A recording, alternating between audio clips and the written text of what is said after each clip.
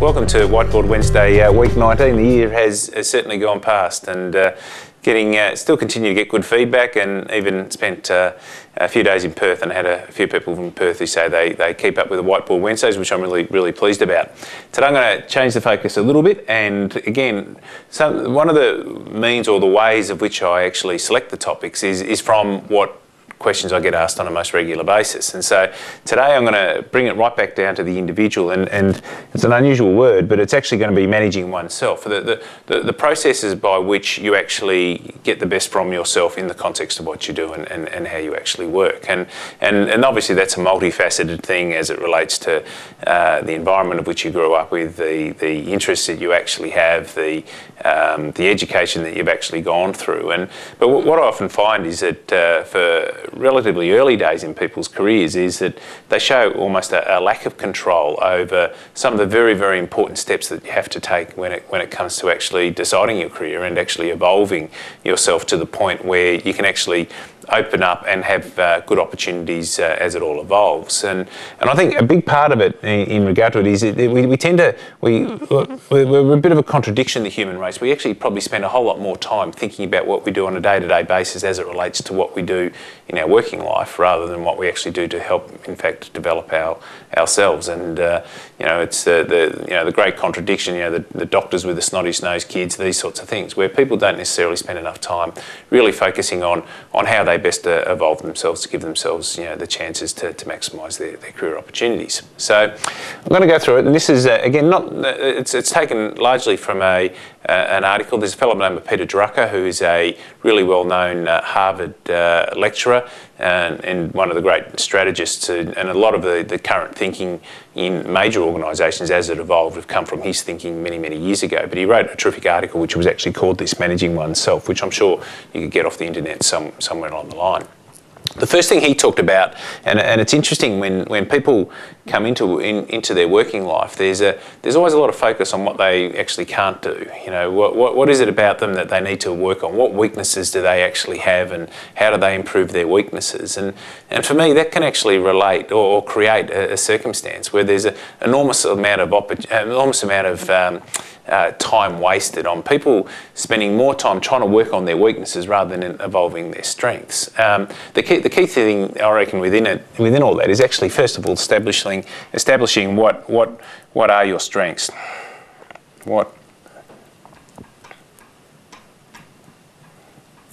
And it's one of those things, really simple question, but very complex in how you go about actually answering it.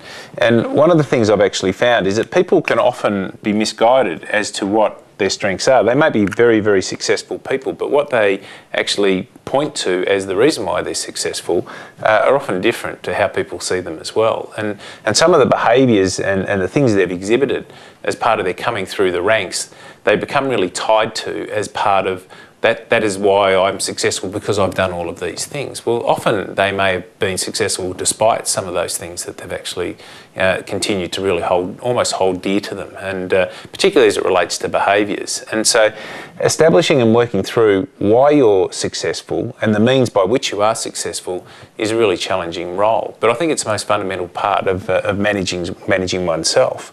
So the key to that is feedback. And feedback we create in most working lives now. We do create formal mechanisms for feedback, but how do you actually establish your own mechanism for feedback? And one of the ways that I do it is actually regularly just asking myself this particular question, but also when something goes well, try and think about what it was that went well. What was it that you managed or handled in a way which actually created the outcome that you were in fact talking about. Because often you'll put something down, or you'll start thinking of something as sitting in the background which actually made no contribution at all. And I find it, particularly as you come through the ranks, there may have been someone who said, I'm a tough, hard person, I treat people hard and tough. Well, you actually might have been driving people mad, and it was just such a great idea and such a great concept that it got through anyway, and it was actually the thinking you gave the concept, not necessarily your behaviours in and around it, which created the good outcome. So regularly assess that. So particularly at a time when you might be having a really good run where 3 or 4 things have just worked out positively. Just grab a notepad and just say, okay, what was it that was about me which created that terrific outcome, and what contribution did I make? And I think over a period of time, you'll then start to establish, in fact, what your personal strengths actually are. The same way as you do have to take feedback on your weaknesses, particularly as they relate to behavioural weaknesses. If there is some aspect which is impacting and affecting relationships, well, clearly you can work on those things. But if you're not great at maths, don't think that you can actually turn yourself around to be great at it, because all you're doing is be wasting a whole lot of energy, which could have been much better spent really evolving and developing your strengths even further. The next one is how do I work?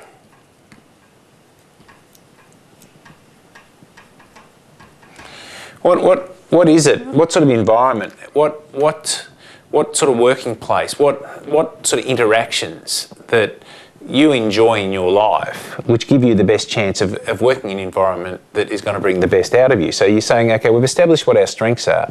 Okay, now what is the means by which now I can actually operate within my strengths?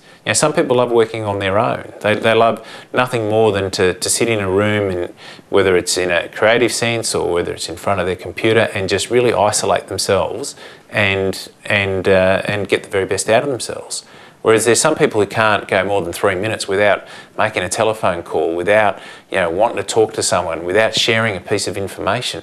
Know yourself well enough to make selections whereby you can actually build on your strengths and operate in a place where you know you can actually work to those strengths. If one of your great strengths is how you get on with people, well, don't get into a job which is very, very much isolates you. If there are times when you find it very confronting in regard to how you operate with people, well, it might be that you're better off, in a role where you can actually allow yourself just to concentrate on whatever your job is to do during that particular day. So understanding yourself well enough, and there's lots of means you can actually do that. There's lots of profiling, particularly I think profiling, which has more of the emotional intelligence flavour to it all, really can give yourself very, very good insight in regard to that. The next one is, what are my values?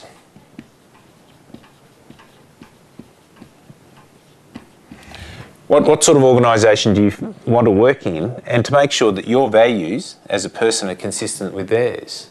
If you ever have a contradiction in this area, I'd say that's the most difficult thing to work with, particularly when you think you're in an environment whereby you're operating within what you actually enjoy doing, what your strengths are. You're operating in an environment where you're getting to be the things and the things you enjoy about your life, but you find yourself being asked to do things which contradict your values. You'll often actually get too deep into circumstances where it might be too hard to turn back, and you've lost part of yourself and part of your own personality and your own value system because you're so convinced about these other things, and it's a real trap.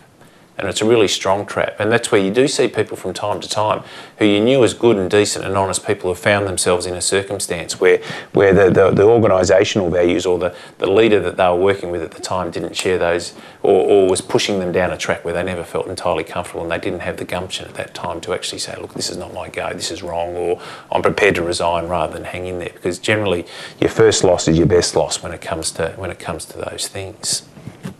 And the next one is just simply this one, is where I belong.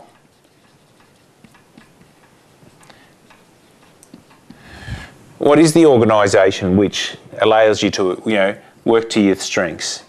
Work in an environment where you actually have fun. Have the values that you actually talk about. Let's talk about the specifics of the types of organisations out there where you just feel that sense of belonging. Because I think in the end, that's what you want to feel. You're going to spend an enormous amount of your life, an enormous amount of your working time in an organisation. You want to feel as though you belong. You want to feel as though you're actually a part of it. You feel as though the thing's going in a direction which you can evolve and develop yourself even more strongly in all those particular areas.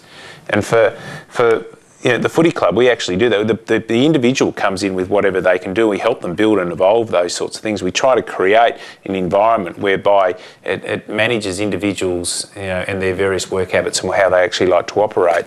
That we do build on the values, and we're very strong on actually articulating those things from the start, so people get a sense of that. And all these things come very much as part of the induction. But ultimately, we want them to feel as though they actually belong, and the belonging's got to be very authentic, and it's got to be very real from that perspective. And then ultimately, I think it is, what can I contribute?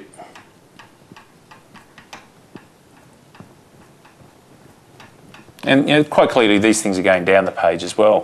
From the strengths that you actually have, working with the people, you're working in an environment you like, working in, the values are consistent, you have a sense of belonging. But what is it, the specific things that you're contributing to this organisation, particularly as those contributions relate to a need for that company as well?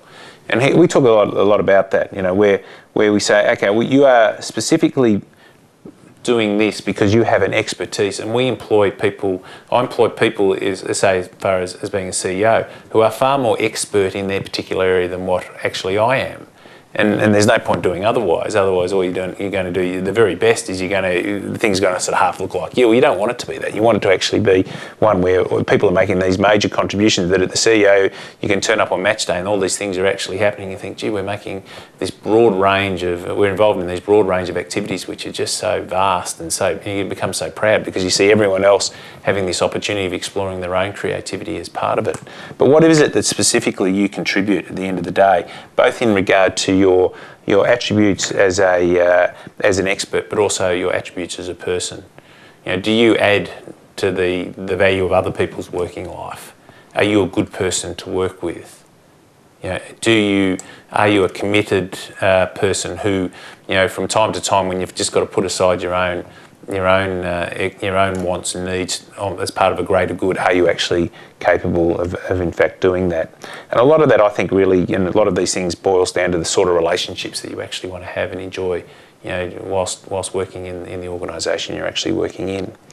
From a footy club perspective, quite clearly, these are probably more obvious, because we do operate in what is a team environment. Our team goes out and play. These are the questions, even from a football point of view, you can quite clearly ask and offer. In some areas and some workplaces, I understand they're a little bit less obvious, but that doesn't mean that you don't, on a regular basis, challenge yourself across each of these dimensions to say, can I tick these boxes, or am I in a position that I will be able to tick these boxes in at least a period of time? So this one's a little bit different, managing oneself, but I think ultimately, we can spend a lot of time externalising discussions. This one's about internalising discussions, and I think it's a very healthy thing for someone to do, not in an indulgent way, but just in a way whereby you get a very good understanding of where you're at and where you actually sit, the areas you need to operate and work on, but the great strengths that undoubtedly would provide any sort of workplace. So thanks for listening, and I look forward to catching up next week. Thank you.